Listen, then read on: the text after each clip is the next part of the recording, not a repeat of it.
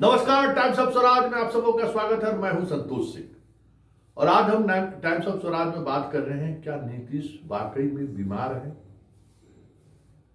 या फिर नीतीश के अंदर कुछ चीजें चल रही हैं। क्योंकि जिस तरीके से उनकी सक्रियता इन दिनों दिख रही है, वो सक्रियता दो ही बातों की निशानी हो सकती है।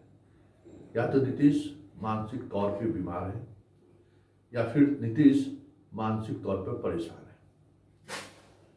क्योंकि आप हाल के महीनों में अगर आप देखेंगे, नीतीश कुमार के दैनिक की जीवन में एक अलग तरीके की सक्रियता देखने को मिल रही है। जैसे आज ही निकले आवास से और पैदल ही चल दिए सचिवालय। कोई नई बात नहीं है। कल बिना जानकारी के लालू यादव के यहाँ चले गए, पार्टी दफ्तर चले गए, बख्तियारपुर चले जाएंगे, मेरिन ड्राइव घूमने चले जाएंगे, कोई सड़क कहीं बन रहा है उसको देखने चले जाएंगे, किसी के घर पे चले जाएंगे। मतलब अमूमन नीतीश कुमार की ये शैली नहीं रही है, या नीतीश कुमार इस तरीके से जीवन कभी जिए नहीं है। मतलब एकदम 24 घंटे अपने आप को व्यस्त दिखाने की कोशिश कर रहे हैं। ऑफिस में बैठने के बजाय सड़कों पर ज्यादा दिख रहे हैं। ये भी बड़ी बात है कि नीतीश कुमार हमेशा अगर आप देखेंगे तो बहुत बाहर निकलने से हमेशा परहेज करते थे। लेकिन अब क्या स्थिति है कि वो कब कहाँ किस समय पहुंच जाए कहना मुश्किल। पूरा बिहार पटना का ट्रैफिक महकमा परेशान रहता है कि कब नीतीश जी कहाँ निकल चले। और ये सक्रियता उनकी बेचैनी है या फिर कोई इलाज का माध्यम है, ये चर्चा होनी शुरू हो गई है। क्योंकि हाल के दिनों में अगर आप देखें तो नीतीश कुमार मानसिक तौर पर स्वस्थ नहीं दिख रहे थे कि हम बात कर रहे हैं। ठीक से मीडिया के सवालों का जवाब नहीं दे रहे थे। 4 महीना पहले की स्थिति आप देख लीजिए, 4-5 महीने पहले की स्थिति नीतीश और आज की स्थिति में बहुत फर्क है।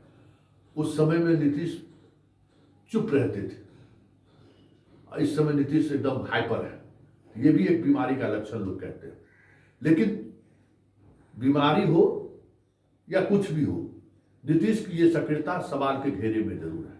और नीतीश इतने सक्रिय हैं तो लोग वजह भी जानना जरूर चाहते हैं कि वजह क्या है। तो बात अगर हम मानसिक तौर पर बीमार की वजह की बात करें तो अमूमन जो भूलने वाली बीमारी होती है उसमें इस तरीके का फेज आता है। कभी मरीज शांत हो जाता है, कभी मरीज हाइपर हो जाता है, मतलब उसकी सक्रियता काफी बढ़ जाती है।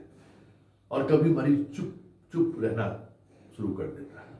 तो ये इस बीमारी के लक्षण में माने जाते हैं। डॉक्टरों से जब हमने बात की तो उनका कहना है कि हाँ, ये इस बीमारी का लक्षण है। सिजोफ्रेनिया जिसको कहते हैं आप, ये इस बीमारी का लक्षण है। इसमें लोग मानसिक तौर पे इस तरीके के ट्रीटमेंट के दौरान ये चीजें देखने को मिलती है।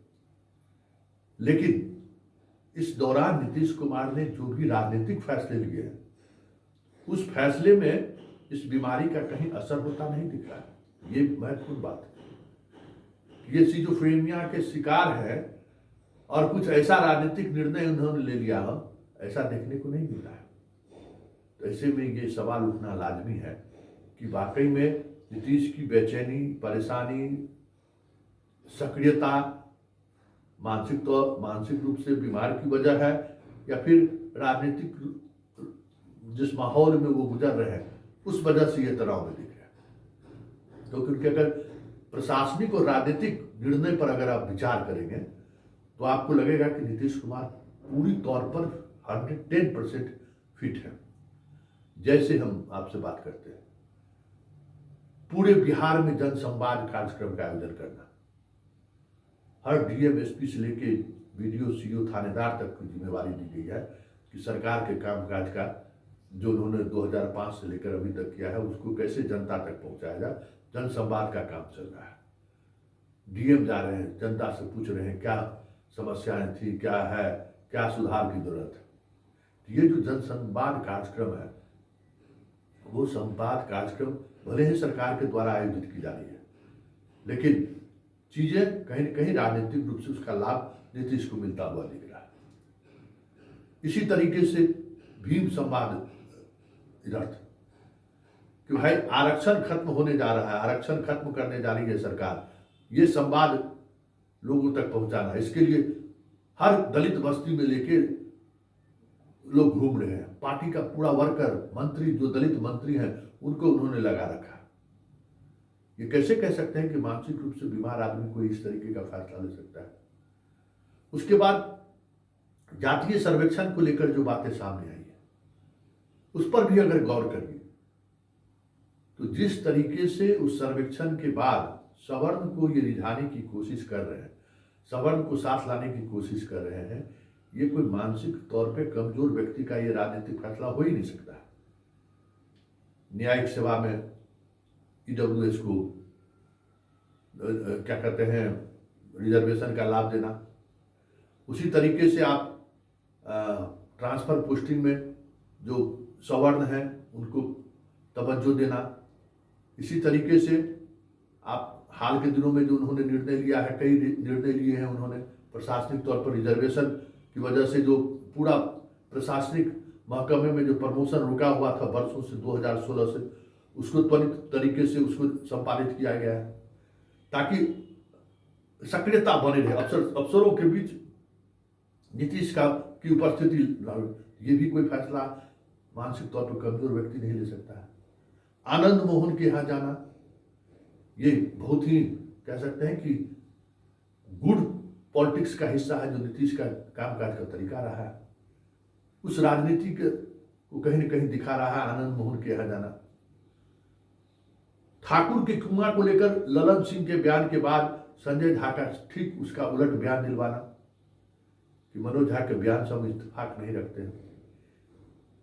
इसी तरीके से मीडिया को लेकर उनका रिएक्शन, पार्टी में जो कुछ भी चल रहा है, अशोक चौधरी पर चेक एंड बैलेंस,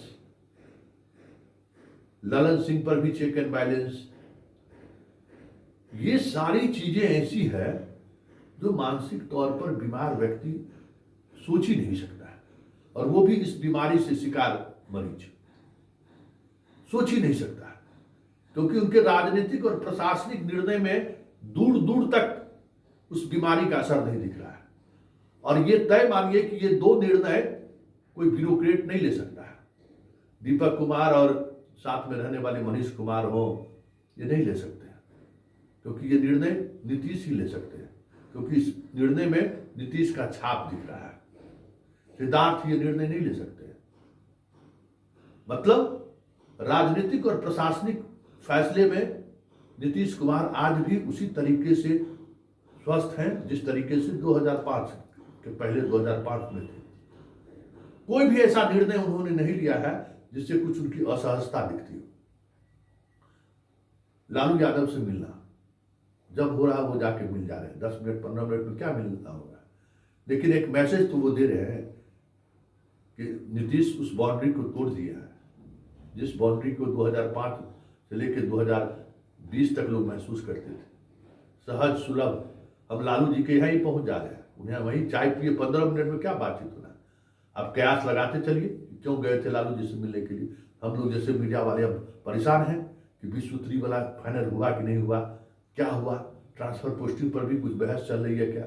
ये सारी चीजें, ये सारी कदम ऐसे हैं कि जिसको आप बीमार व्यक्ति का फैसला नहीं कह सकते। इसलिए ये नीतीश का ये इस भूमिका को इस आधार पर खारिज किया जाए, जैसे लोग कहने लगे ना कि नीतीश मानसिक तौर पर कमजोर हो गए हैं, कुछ बोलते हैं, बोलने के लिए कह देते हैं, कभी हम अमित सुहानी को मुख्यमंत्री कर देते हैं, एक तो दीपक कुमार को मुख्यमंत्री घोषित कर दिए थे। ये सारी चीजें जो दिख रही है ना, वो भी कहीं एक राजनीति का हिस्सा हो तो कोई बड़ी बात नहीं होगी, क्योंकि ये नीतीश कुमार है। नीतीश कुमार के राजनीतिक संवाद, राजनीतिक शैली और राजनीतिक अंदाज समझना काफी मुश्किल है। नीतीश कुमार वाकई में बिहार का चाणक्य है, और ये एक ऐसा चाणक्य है जिस पर आप कुछ भी दाव नहीं लगा सकते कि नीतीश के बयान का मतलब क्या है या फिर नीतीश किस दिशा में जा रहे हैं।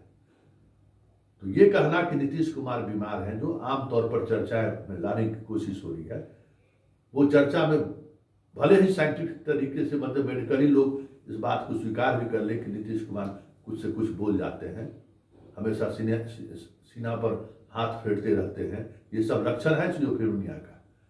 लेकिन इसका ये मतलब नहीं है कि नीतीश वाकई में बीमार है, क्योंकि नीतीश अभी तक जितने फैसले लिए हैं राजनीतिक और प्रशासनिक, वो फैसला एक गुड पॉलिटिशियन ही ले सकता है।